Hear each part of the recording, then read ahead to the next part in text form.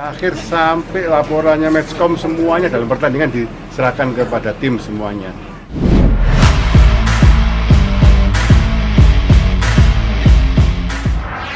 Media Vietnam remehkan Garuda Nusantara, Indra Syafri siapkan 4 pemain keturunan.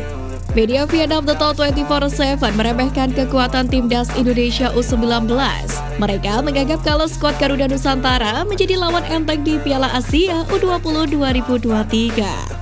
Dalam artikel yang dipublikasikan oleh The Talk 24/7 disebutkan kalau timnas Vietnam U19 akan lebih mudah lolos jika masuk dalam grup yang terdapat timnas Indonesia U19.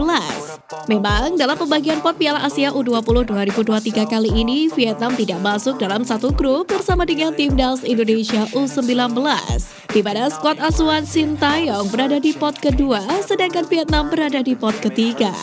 Tentunya ada kans yang besar kedua tim akan satu grup di Piala Asia U20 2023 nanti. Padahal di pertemuan terakhir timnas Vietnam justru dikalahkan skuad Garuda Nusantara dengan skor 2-3 di babak kualifikasi Piala Asia U20 2023. Ya, sepertinya Vietnam dilarang bernafas lega dulu. Dalam rangka mempersiapkan skuad terbaik timnas Indonesia U20, Dirtek PSSI Indra Syafri pun mengatakan sudah mengantongi 4 nama pemain keturunan asal Belanda yang bakal dinaturalisasi. Mereka ialah Justin Hapner, Justin Kuijer, Ivar Jenner, dan Delano van der. Pemain-pemain di atas pun memiliki kualitas yang mumpuni. Bahkan 3 di antaranya pernah berkesempatan membela timnas Belanda kelompok umur. Seiring kehadiran nama-nama di atas, juru taktik asal Korea Selatan ini diprediksi mengandalkan pola 3-5-2. Dalam pola ini, posisi penjaga gawang dipercayakan kepada Cahya Supriyadi. Kemudian, untuk posisi 3 bek sejajar ditempati oleh Muhammad Ferrari, Robby Darwis, dan Justin Hapner. Lanjut ke posisi wingback kanan, ada Tristan Guijer dan Frankie Misah di sisi sebelahnya. Untuk trio gelandang sentral, ada Marcelino Ferdinand, Ivar Jenner, dan Delano van der Heijden. Bagaimana untuk pengisi 2 penyerang? Hoki Caraka sudah memesan 1 tempat. 1 slot lagi bakal diperebutkan oleh Ronaldo Kuate, Ramani Tasnim, dan Rahmat Peri Santoso. Melihat susunan pemain di atas, sanggupkah timnas Indonesia U20 lolos ke semifinal Piala Asia U20 2023 seperti yang ditargetkan oleh PSSI? Menarik untuk dinantikan. Calon pemain timnas Indonesia ukir rekor istimewa di Belgia. Salah satu calon pemain timnas Indonesia, Sandy Walsh, belum lama ini menorehkan rekor ciamik di kompetisi Liga Belgia atau Jupiler Pro League. Pemain yang membela KV Mechelen itu tampil dalam laga lanjutan Liga Belgia melawan Standard Liège. Bermain di Stadion Hector de Kazerne pada Kamis 20 Oktober, Sandy turut mengantarkan timnya menang dengan skor 2-0. Kemenangan ini sekaligus memutus tren negatif KV Mechelen pada 4 pertandingan sebelumnya. Kemenangan atas Standard Liège terasa lebih spesial bagi Sandy Walsh lantaran itu merupakan penampilannya yang ke-200 di Jupiler Pro League.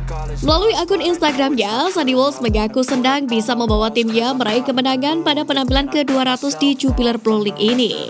Hasil yang luar biasa dan upaya tim kemarin. Senang telah memainkan permainan ke-200 saya di Jupiler Pro League. Kami terus maju. Kita Garuda. Tulis Sandy Walsh. Dari 200 penampilan di Jupiler Pro League, Sandy Walsh berhasil mencetak 13 gol dan membuat 23 assist bersama dengan 3 klub berbeda.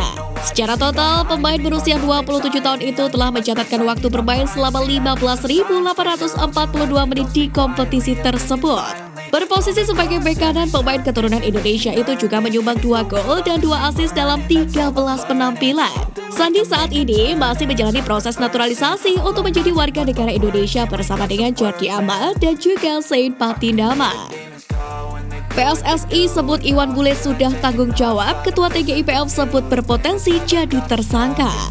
Juru bicara PSSI Ahmad Riyad mengatakan Ketua Umum PSSI Muhammad Iriawan atau Iwan Bule telah bertanggung jawab secara hukum dalam tragedi Kanjuruhan. Hal itu sudah dipenuhi Iwan Bule dengan memenuhi panggilan penyidik Polda Jawa Timur pada Kamis 20 Oktober. Iwan Bule diperiksa selama 5 jam oleh penyidik gabungan Bareskrim Polri dan Polda Jatim. Ia dicecar sebanyak 45 pertanyaan. Kami tetap harus tanggung jawab. Tanggung jawab itu pasti. Ada yang sudah dilakukan lewat pemeriksaan hari ini, kata Riyad yang juga Komite Eksekutif PSSI usai mendampingi Iwan Bule di Mapolda Jatim.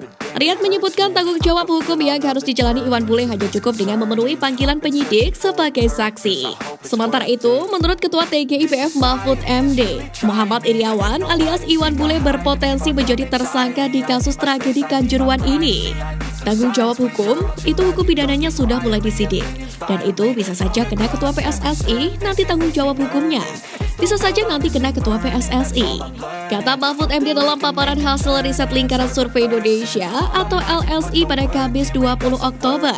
Sementara itu berdasarkan hasil survei LSI sebanyak 52,4% responden setuju dengan langkah kepolisian dalam menentukan para pihak yang ditetapkan sebagai tersangka. Aman, ofisial, tim tamu semuanya aman dan nyaman. Seperti itu.